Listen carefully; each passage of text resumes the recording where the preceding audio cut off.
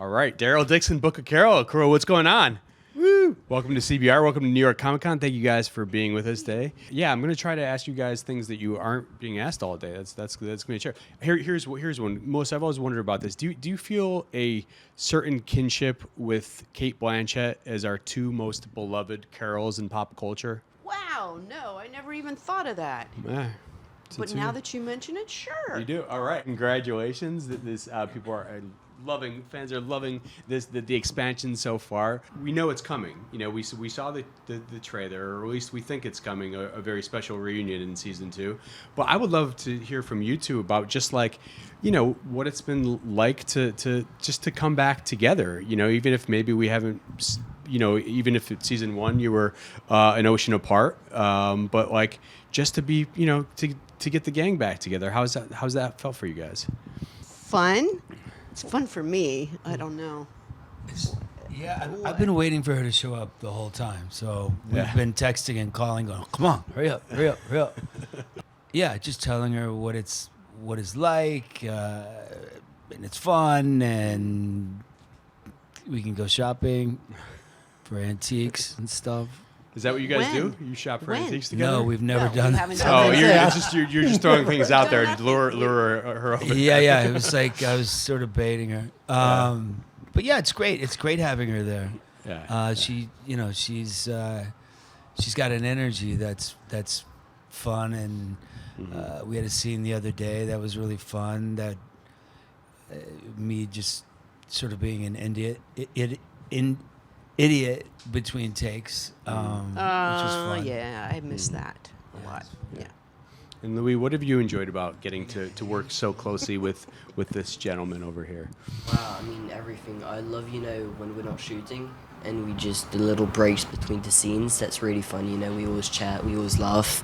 And so, I mean, I guess the most fun part, it's really just hanging out with all of them and, you know, getting to know them even better each time. Mm-hmm. So, yeah, and I mean, it's just been great. Greg and David, what can you guys say about, you know, sort of what your designs were kind of heading into season 2, and what, you know, when you were prepping this season, you know, how you sort of specifically wanted to tackle not only this story, but in terms of like continuing to expand the Walking Dead mythology at this point? Well, we were super psyched in the writers' room, especially when we got to bring Carol onto the show. You know, there was a lot of excitement about that, and it was great because we had a great story with Norman, with Daryl and France going, and then we got to inject this new energy, which is this desire for Carol to find him. So that just got everybody amped up to see them together again, and also, you know, the challenge was like, let's bring them together, but let's not make it magical. Let's not make it too easy. So let's give a real challenge to her to find her way to him and get to him, which is, you know, coming soon, you know, and sort of inevitable. But that was a thing, you know, that was a moment, obviously, that we were always building to and super excited about. And it would have been fun, like, it would have been nice to have some more episodes so that we could draw that out. Because, you know, if you really think about it, Walking Dead, we had 16 episodes per season. So we introduced Carol in the first episode, and by episode 3, she's already traveled halfway across the world. Yeah. So, you know, my real purpose is to provide some continuity between the original show and what David's doing, and the writers. And that's been a lot of fun because the goal always was to make the show feel different and to really play into the strengths of these two friends. I mean, there's no better friendship than Daryl and Carol on television. I mean, they have such a great connection and such great chemistry as friends that that's really what solidifies the journey. And people watch the show because they want to see these two friends unite. And Norman and Melissa, I'd love to hear from you guys about, you know, what you've really appreciated the most about the evolution of these characters that you now, you know, you both go so far back with, but they continue to change, they continue to grow as characters in really interesting and dynamic ways that obviously the audience has been responding to. So what, you know, have you each really appreciated the most about their individual evolutions? I love both of these characters mean so much to a lot of people, and it's great that we don't have to say goodbye to them just yet, and we can continue to dive into things that are, unresolved, and see changes in them, and as they continue to grow, and catalysts for evolution through new characters and people that they're meeting along the way, and what they mean to one another. I'm really thankful that they're still here, and it means a lot to me that we still get to work together. Yeah, what I like about them is that when you see them on screen, you've seen them on screen, because this show originally was about Rick, kind of, and we were all kind of in Rick's world, right?